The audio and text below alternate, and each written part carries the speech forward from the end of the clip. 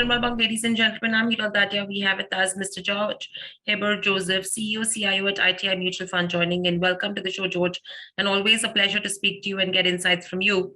George, overall, firstly, let's start with what's your read of the markets with the ups and downs that we're seeing. There is volatility, a lot of impact coming in from global central banks as well as what's happening in terms of Russia, Ukraine, the way crude has been panning out. So, a lot of things to consider. What's your view? Lot of negative sentiments have been priced in, but we are still believing that there is a significant energy shock, which is still looming around. If you see, the oil market is significantly tight, and therefore the oil price can move up further also. All right. So last couple of months, a lot of commodities have cooled off, which is giving a positive vibe to the market. But what we have to remember is that the inflation in US at 9% plus, which is a very big disappointment relative to the expectations. So if you see, almost a year back, all the economists were projecting 2% inflation, and right now it is more than 9%. So it's a 7% gap, which cannot be nullified very easily. So we believe that there is a lot of unknown factors still looming around, and I believe that is going to be the biggest bottleneck in terms of the market construct. Markets can correct significantly also from here if look at the pension funds in US. Many of them would have been thinking that the pension fund, the interest rates what they were projecting, as well as the inflation what they were projecting a few years back was like zero interest rate scenario kind of thing. From there, it has moved to extremely high inflationary scenario, which is higher than even emerging markets. So I think a lot of disappointments for the pensioners, a lot of disappointments for the debt market investors also. Equities is a function of the weighted average cost of capital moving in sync with the valuation. So I believe that the valuations have to correct much more than what it is reflecting in the market. That's where we are a little bit conservative. If you look at the Nifty price to book valuation, it is fairly rich. It is about 3 times price to book, which generally is the peakish in the market scenario. So with all of this said and done, when you say that this is the time to remain conservative, would you say to park the money by the side and not invest and wait for things to settle down? No, I don't believe that, Hiral, because whenever you get the markets down, that's when you have to invest, right? So when you see the markets going down, that's an opportunity in front of you. But at the same time, how you invest changes depending upon the valuation scenario. If the valuation was extremely favorable on your side, like what it was in March 2020, then the way you invest is very different. You can go full on and invest. But today you have to stagger your investments. Over the next 12 months, you stagger your investments and make sure that every dip you buy, right? Ultimately, India is a secular growth market. So there is no question about whether to invest in India or not. So buying has to be a little bit staggered, is what my call is, not waiting for the moment to come in to jump in and buy, which generally doesn't happen. Right. And if you see in terms of the mutual fund side of it as well, last couple of months when FIs have been really big sellers, it's the mutual fund industry who has actually gone into a buying spree. What's the strategy looking like from here on? Do you think we will slow down and now is the time when we will see a lot of FI investments to start flowing in? Generally, we have seen that after a big depreciation in Indian rupee vis-a-vis the dollar, we have seen the money coming back to India because there is no other good growth market in the world where the FIs can park in the money and grow the money, right? So there are good companies in India which is trading at ridiculously cheap valuation. There are companies which are extremely overvalued. But this scenario will prevail at any point in time. So they know some of the blue chip companies have corrected 35%, 40%.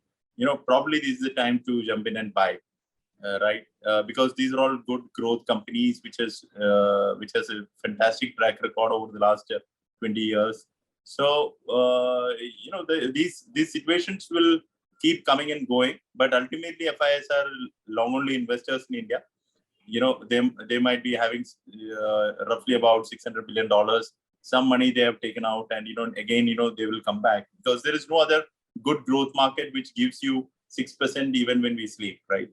So I think the money will come back after rupee crossing $80, 80 rupees per dollar. I think there is a good cushion which has been built in. Therefore, the money which has gone out, probably can slowly come in. But the most trickiest part is the oil price, in my view, the energy shock, which is still looming around, and that is the biggest worry I have, because India is short of commodities. India is short of energy, so we have to import energy. Is very clear. So in that scenario, you have a situation where the energy price can go up significantly and create a material shock to India, and that impacts the trade deficit, as well as it impacts the entire fiscal also. So it is a big dilemma in my mind. That's why I'm talking about staggering the investments, and also the starting point of valuation is not still cheap. Markets have come off. Some of the mid and small caps, many of them have corrected massively. But we know that if there is a big sell-off coming in, it is going to be very, very difficult when DIs also start selling aggressively. Right. An interesting factor, what I noticed is, I was reading a report which clearly stated that in the month of June itself, mutual funds have actually spread their bets across very few companies.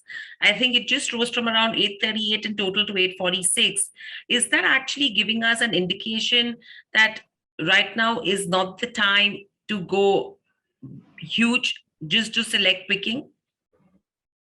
No, it depends. It all depends on your horizon, right? Say, for example, if you have 5 years plus horizon, and that is the ideal horizon when you are entering into equities. If that is the case, start nibbling into some of the good large cap companies which has come off quite a bit, and good mid and small cap companies. Ultimately, you can't predict the bottom of each and every company or each and every business cycle, because the business cycle can change quickly. If say, for example, the oil price corrects massively for some reason, US recession hitting in much earlier than expected, probably oil price might correct materially. Then it can be a big boon for certain sectors, right? And if the other way around, it is going to be a sell India scenario. All right. So I think the next 1 year is going to be very tricky in the markets, and the way to look at it is a lot of small caps, mid caps, which you wanted to buy, and it wasn't the radar and target list. You should start looking at nibbling it with a little bit longer term horizon, because many of the small caps, mid caps, which has been the darlings of the market, might not see a big comeback, because the valuations there was massively above the 2 standard deviation of mean. And from there, even though it has corrected maybe 50-60%, people are thinking that this is the time to jump and buy. But I think that might be a disappointing fortunes.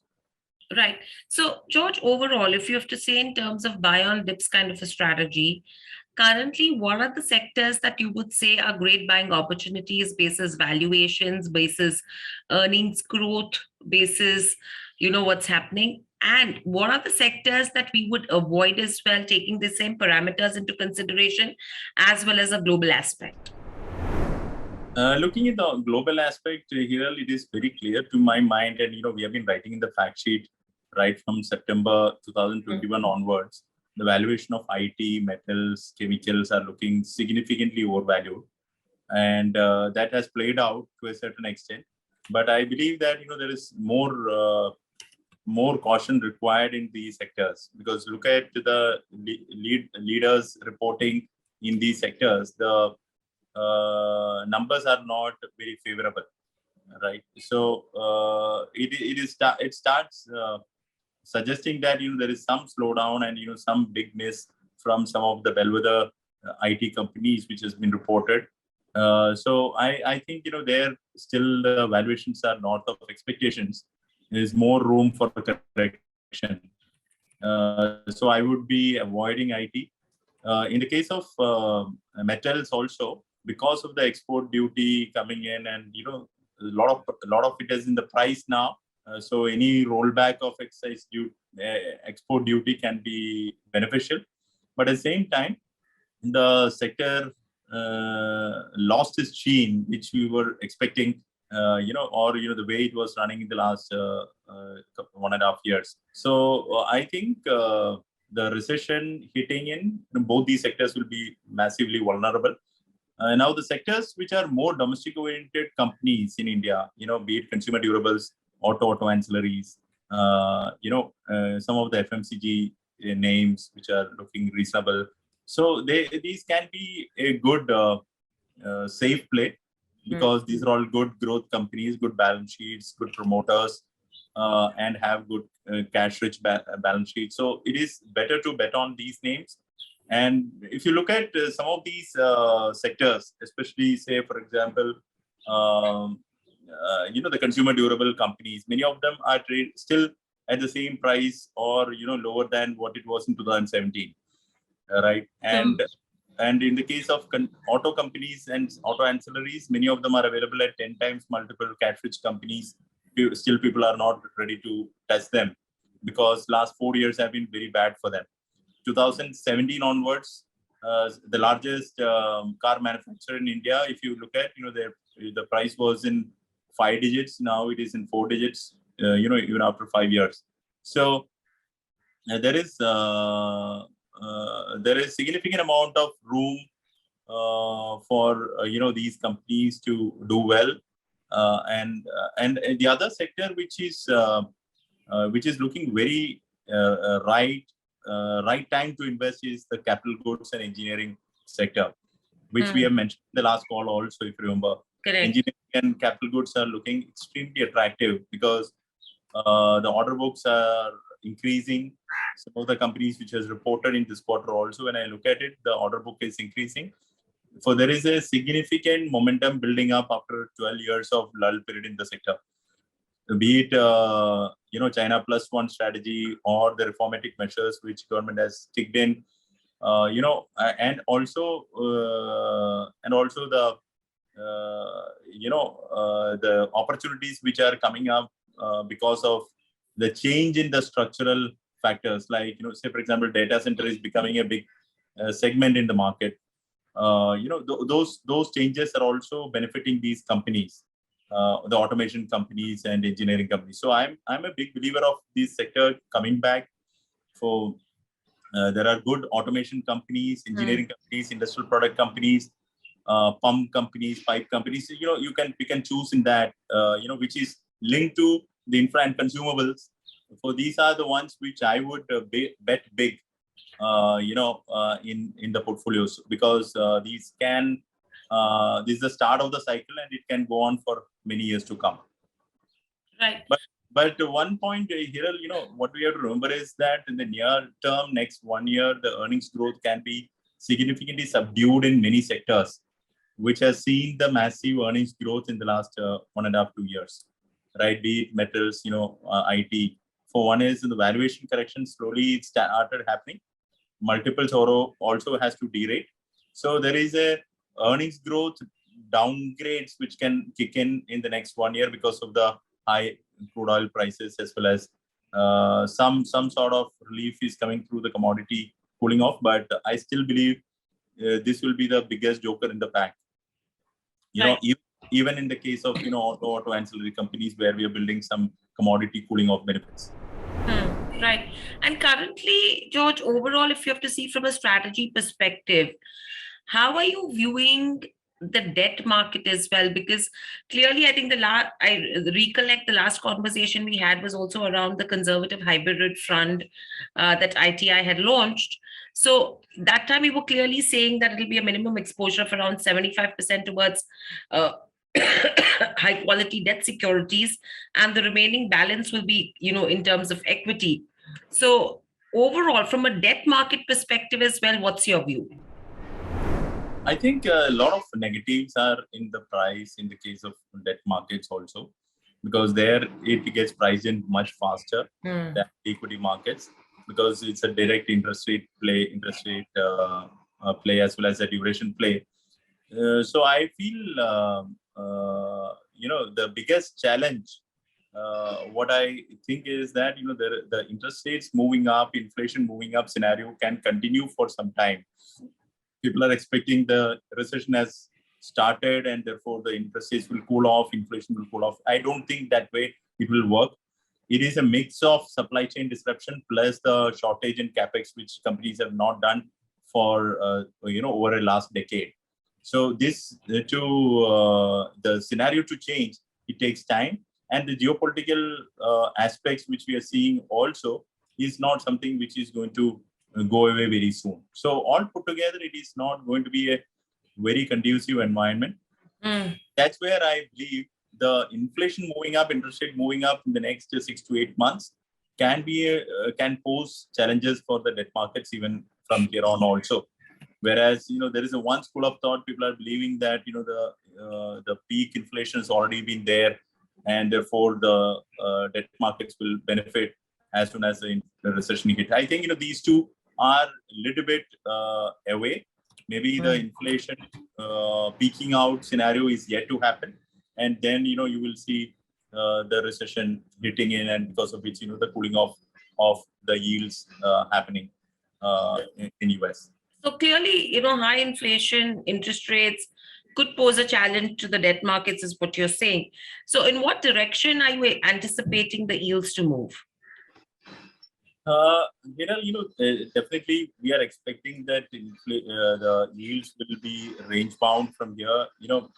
But what happens is that rather than predicting the yields, what we can do is we can look at which are the bucket of the maturities where the it is priced in little bit efficiently. So go and buy those and bet on those is the way we look at it. I strongly believe that yields ultimately the yields will cool off, but I think it's some time away. Right. So near term, range bound, medium term is when we will see cooling off. Absolutely. So I think next 1 year you have to keep your fingers crossed. How the energy situation plays out, because that will talk about the yields, that will talk about the multiples in valuations in equities also. Right. Right. And overall, very lastly, what would your advice be to an investor now? I've been telling all our distributors that this is a time to invest, but at the same time invest very systematically. The one thing I learned here is over the last 30 years of investing is that you first look at the valuation, right? If the valuation is on your side, if it is significantly cheap, don't bother about what the market says, right, or the market expert says. Go ahead and invest aggressively, and then wait for the normalization of the valuation. That's what I was recommending in March 2020. Now today, the starting point of valuation is not cheap; it is very expensive, even after the correction. So the way to invest is definitely the horizon has to be longer, and also the investments have to be done a little bit staggered way. So I have been telling all our investors that do the investments in a staggered way for the next 12 months. Whatever you want to invest in the market, especially the equity side, and also even in debt, keep on nibbling higher maturity bonds, nibbling for the next 12 months. Ultimately the yields will cool off as and when the recession hits. And I'm a big believer that the recession will come in, and US is cannot escape that, right? Because the kind of liquidity boom they created and the liquidity tightening which is happening, the recession is bound to happen and it can get worse, right? And we have seen that after the Spanish flu also, 10 years later, ultimately we saw the Great Depression. So this similar situation can happen, over the next many years. Seeing the geopolitical situation, the China-US tug still visible, yuan trying to dominate, and all these things are not a very easy game. And generally, as Ray Dalio has put it in his book, the change of the world order, it clearly suggests that the world order is changing, and there is a significant room for disappointments to the markets which can come during this period. So supply chain disruption, the high valuation, the oil shock, or the energy shock, and also the entire geopolitical becoming more murkier. So that's where I am a little bit cautious on the markets, and you need to have a staggered investment plan. Absolutely. Very well put, George. It's best not to stay away, but stagger your investments over the next 12 months. The sectors that you've mentioned as well are promising ones. Yes, there are concerns in terms of the bigger names from the IT, pharma, and the metal space as well. But that's where you have to have your caution window open. Pharma looks very attractive, by the way, as a good contra bet in my view. If you have a long-term view, and it is a defensive sector. So you have to expect that way only the returns also. So you cannot compare banking and pharma. Banking is cheap, but little bit of concerns on earnings downgrade still can pose a problem for the sector. But otherwise, I like banking sector also from a long-term perspective. Pharma, I think it is a clear contra buying opportunity with the next 5 years view. If you want to bet, it can give potentially very good double-digit returns. Right. So pharma, again, as you mentioned, then a great buying opportunity from a 5-year perspective. Thank you, George, so much for joining us on the show. It's always a pleasure to speak to you, get insights from you as well. Thank you. Stay safe and speak to you soon again. Thank you. Thank you, Heber. Nice talking. Subscribe to our YouTube channel for in-depth interviews of India Inc. and press the bell icon so that you do not miss our updates.